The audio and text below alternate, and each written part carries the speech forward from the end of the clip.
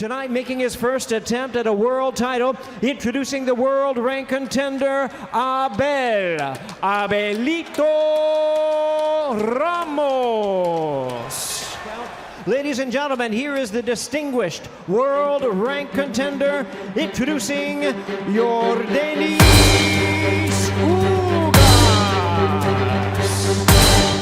Yordenis Ugás entered the Microsoft Theater looking to finally capture a long-awaited world championship after years of perseverance in the welterweight division. Oh, uppercut, that was stunned long. Another one that drops him. A 2008 Olympic bronze medalist from Cuba, he was widely respected for his technical skill, counterpunching ability, and defensive sharpness inside the ring. Fight against him, lost a decision.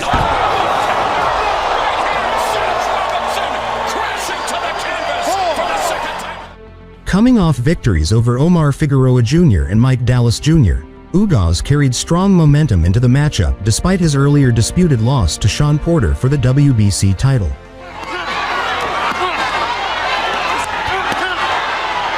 good finish to that round. With the vacant WBA welterweight title at stake, Ugás approached the bout as a career-defining opportunity to solidify himself among the elite at 147 pounds.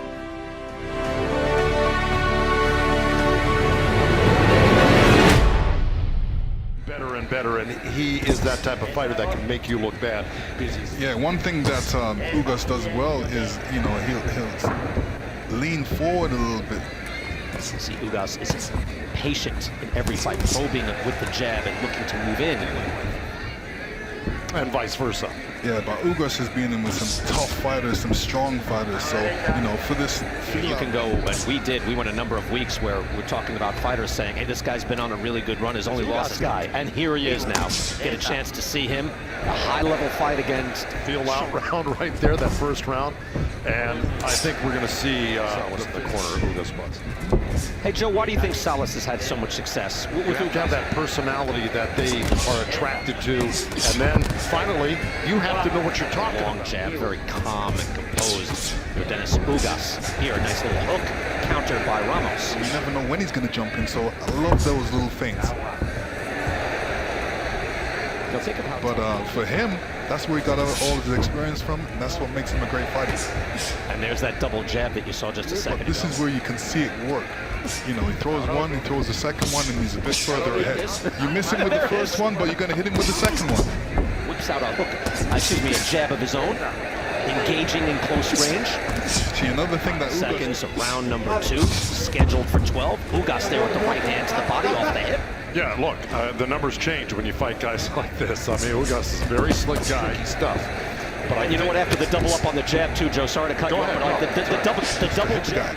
It's just a he is leading in the jab department right now, according to Copybox, 22-3. Because you know, Ugas keeps himself so tight. He's trying to find a way in. Well, look what Ugas does. He pokes out his ball, and he keeps you off balance that way. It's very tricky, very smart.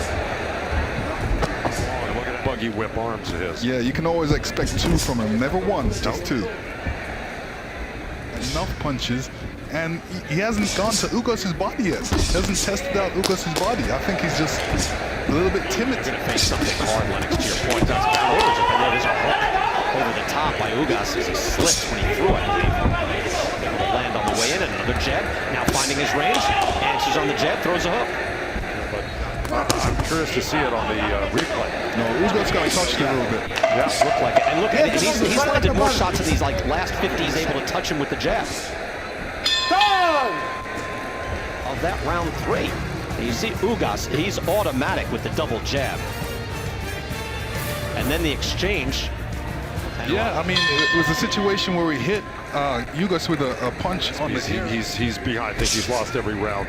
Ramos is going to have to start taking chances. Ugas, right? And get in and out. Well, that's what he wants. He wants to be able to do. He was working his way. Ramos again in the black trunks. Yordenis Ugas in the white trunks, and you see the number 54 on the front of his trunks. You see a little bit of the marks under the left eye from Abel Ramos as Ugas is already landed. It was the jab. Or it could have been that right hand he just landed in the corner about 30 seconds. Counter punch. He threw the hook off the right hand, but Ugas got the right hand back and blocked it. So just as you're talking, Joe, to Lennox's point, he's bouncing that jab right off Ramos's face. I mean, just we're getting so used to it. There it is again. Double up on the jab. Double up on the jab. He's landed 42 jabs. Right there are the jabs. Excuse me. 42 to 11. He's thrown 125. And look at the percent, the accuracy, which I don't point out, but I mean 11 out of 106. Well, there you go. I thought you were doing the math in your head. I was like, that was impressive. Yeah, 11 and 12. That's why he's fighting like this. It's going to make it easy for me tonight. We've fought 4 rounds so far, right hand, but it's a good night shot. It's a go to sleep shot. World class. This is what they're talking about. Yeah. When they say world class. He's going to wait till the last second of the 12th round to do that. Why did he did it before, Joe? We could be in for a great fight if he was to really force himself on Ugas and not back up. What's actually interesting, Joe just nailed it. His corner told me that they... Marcos Villegas, do we have Ramos winning any rounds so far? At this point, no, but I did better in terms of he staggered him. He did more damage than just the jabs being landed. Frustrated. I mean, for him, Lennox, to push Ramos back like that, Ramos having a little more success. Yeah, I mean, he wanted to come forward in the right hand. But Ugas right now with that double jab, he's gonna follow with that one jab. There by Ugas. Throw that right hand. Ramos that time with the body taken by Ugas. Ugas is known for that punch. Yes, he is. Able to slip from that jab and the uppercut as well. Good action here. Mixing it up. Yeah, Ugas has a lot of fighting spirit. Again, that's what stood out to me against Shawn Porter. Look, I mean, it bears repeating right now that Ramos needs to backing him up. And he's not the power puncher per se. He can punch. Ugas with that hook, and Ugas, his leg went out from under him. So that is how you can see it. Ugas can discourage you from doing, maybe hit Ugas with something he doesn't see. And not only that, he could go punch for punch with him. He gets right in there. See, right there, you got to throw combinations, because when you get in there, it's precious little time you have to work. You got to take advantage. And I'm talking about Ramos. He's trying to make up his mind. Should I not? He's got to know definitely if he wants to. That jab, that automatic double up on the jab that Lennox pointed out earlier, is just beautiful to watch from Ugas. Ugas throws so many double jabs, it's incredible. Home run shot, and he goes down, missing with the right hand. Wow. That's over the top. That was the one that put Shawn down. It's just a looping overhand right. I call it the base. No, that was highly animated there. But I got to tell you, about 30 seconds ago. Right hand lands again by Ugas. Now Ramos, that he knocked down Shawn Porter with way over the top, but whoosh. Yes, he did have success. A lot of those were deflected right there. Yeah, but there was another shot that he threw that same punch and he connected. See how Ugas threw that right hand and dug those body shots. 30 punches landing, 19 jabs landing. There in round-wide disparity in jabs thrown, but landed, it is all Ugas. And yet Ramos. So the fact that he can throw that shows you, how good he is. Fluidly? No, that's not something everybody can do. Nope. Good jab there, hook. Yeah, I mean, he can throw soft, hard. I mean, some scheduled for 12. There's a nominal belt on the line here tonight. Said and done. If this continues the way it is for Ramos, where he's just, partially faced hard training and not use it all up in the ring. Ugas says Ramos is trying. I mean, Joe, I guess to your point, if you can't wait, because now is when he still has a little bit of steam, right? Yeah, and leave it all in the ring tonight, every second of every round. That's the way I'm looking at it from the corner. Yeah. Hey, Joe, your point is well taken there, final 10 seconds of round 7, because we can say, hey, Abel Ramos, gave it a good shot. He had the Spence Garcia winner. But Ugas is at that level where he's at that high level with the guys who have just a bigger reputations. Well, I think eventually, look, his number's going to get, pulled because he's winning. And I wouldn't take my eye off of Ramos because, he's always fighting to the very end. So he can always keep it going, and, don't sleep on Ramos at all. No, but it becomes less likely. With each round, with the energy kind of dips a little bit, it just becomes less and less likely. He'll start you. He'll take you out. Yeah, and look, he's in great, but Ugas is in a category of his own, and it's highly unlikely. Even though we saw Ramos shake up Ugas in the 3rd round, there's a possibility there, but it's becoming less and less likely. staying there, and that's not going to even win rounds. Right. Yeah, it's true. Final seconds here in round number 8. Again, will be waged in late November, November 21st. Errol Spence and Danny Garcia. Showing different angles, showing good. You know, he basically bucks Shawn Porter. Invigorated, and he said it himself. He looked great when he knocked out Granados. Nobody had ever done that before, including a high IQ. Right. I think, Danny, that was surprising to me. And Danny saying, hey, look, there's something else. I see doubling up on the jab. Ugas again. Errol Spence, I didn't expect that Lennox when I asked him about, what he was saying, and I felt it. So he was speaking from the heart. Yeah, when you're that age, that's the last thing. Fight back here, but Ugas is able to spin him around, now throwing a few more uppercuts as well. Good body shot there by Ramos. How he reacts physically, but he says everything in the gym is... Ramos tried one of my favorite moves, is where you hold the guy with the left right. Only when the referee warns you. Michael Grant is wondering what happened from you, Lennox. Some great uppercuts. Maybe that's what caused the nosebleed right there. From all angles, too, different directions. Yeah, that sharp little left uppercut, he's sensible. Big cutting, as a matter of fact. But I was thinking back to the locker room, he's thinking, I wish I was in there fighting for him right now, because... I mean, I believed what he said earlier, saying, Heidi asked him, Ugas going to work, and he has not slowed down. 34 years old, and he looks trying the uppercut, doubling up on the uppercut. Ramos trying to get inside. Two landed the hook. Punch number 3 on Ramos' chin. Fighting in close now. Ramos misses with the hook, lunging forward. Fluid with that double jab. Yeah, he has, and now he's working the body a little bit like he's supposed to, doing some counter punching, not getting hit, keeping his defense. I think the answer to Joe, we said it before. Yeah, for another fighter, Ugas likes to fight. Yeah, he likes it. Stay in there, throwing shots. Ramos pawing.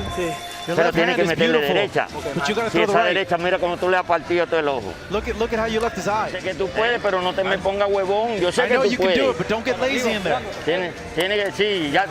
¿Eh? Sí, claro, cuidando de los dos ganchos. He's just going to have to do something different here. Round 11 scheduled for 12. in the corner, he told Ugas not to get lazy in there. In other words, kind of what I was saying is, he basically says, hey, come on, you can do better than that. It's like, why aren't you using your right hand? I love that kind of talk. He hasn't stopped barking. He's having a just like you would in the gym. Yes. Ramos trying to figure something out. Get nice combination. Time is really running out. He's basically got a round and a half left. I don't think it's a question. See right there, he almost landed a nice right hand, and Ugas came back. Doubling up on the jab again. Ramos there able to stay against Yordenis Ugás, and that'll be different than Brian Perella. And yes, Ramos did not. Ugas backs him up again with a right hand. We'll go back to that round and not throw a punch and win this fight. Now, how many have you done that? You knew you weren't going to knock the guy out because it was some, maybe a great defense. There's no use taking a chance in this. Final seconds of round 11. Again, we're going into the final round. But I mentioned the fight February 15th, 2020, where you cannot count. And you see the CompuBox numbers. Perella was up 200 to 80 on Ramos. He was getting blown out, and he still won that fight. Round 12. You're right. 2020's been a crazy year. You see the punches landed. It's almost 200 to 80 against Ramos to try to get a career-defining win. And I still don't see the urge to go for the knockout. He's got 2 minutes left in the fight for a world championship, and it just doesn't look like 70. Wow. And he's landed 153, and almost tripling up on percentage of punches landed in the welterweight division. Garcia is number 2, so Ugas makes you miss. Yeah. Although Ramos able to land there. I mean, it's just defense. Shots. It's kind of frustrating. It doesn't make you want to throw any shots. So, maybe that's what's keeping him in great shape.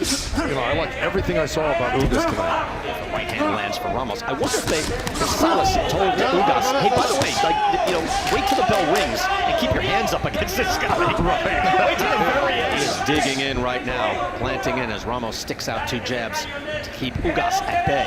And most trainers would tell you, Brian, when you're this far ahead, 3 minutes left in the last round. Listen, I can tell you when you hear the 10-second snap, these guys are going to go at it.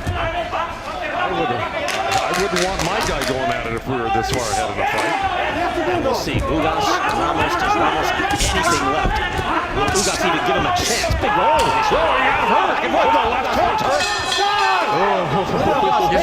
Wow, we're going to take a look at that. But Ugas, look, give him credit for, again, his fighting spirit, liking to mix it up. Again, he's just winning this fight, going away. Really his only opportunity in this fight. There's a hook, landed. Uppercut just missed, and that'll do it. Ugas that was at still the bell. standing. In favor of the winner, he is now the new WBA welterweight champion of the world, Yordenis Ugas.